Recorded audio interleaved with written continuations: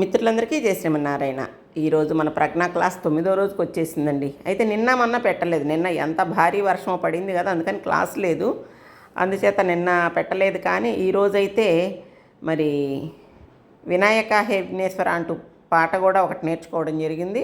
అలాగే ప్రార్థనా శ్లోకాలు కూడా కంటిన్యూ అవుతూ ఉన్నాయి.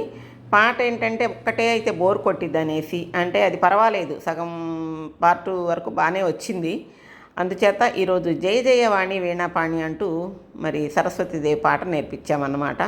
ఇది ఒక 2-3 రోజులు పట్టిద్ది కదా, అలా వాళ్ళకి ఇంట్రెస్ట్ ఉండే విధంగా క్లాస్ ముందుకు తీసుకెళ్తున్నాం. కొంతమంది పిల్లలు పాపం ఎండాకాలం సెలవులు కదా, ఇప్పుడే కదా వచ్చేది, అయితే ఇందులో చేరేసరికి ఉన్నారు, ఒక 5-6 రోజులు ఉన్నారు. కానీ అమ్మమ్మ గారి ఇళ్ళ దగ్గర నుంచి ఆహ్వానాలు వస్తాయి కదా, అందుకని కొంతమంది వెళ్ళారు, మిగతా వాళ్ళు ఉన్నారు. మీరు కూడా క్లాస్ చూడండి.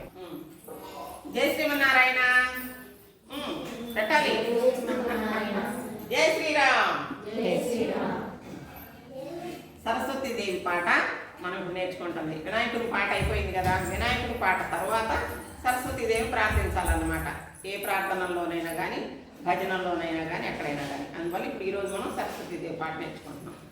జయ జయ వాణి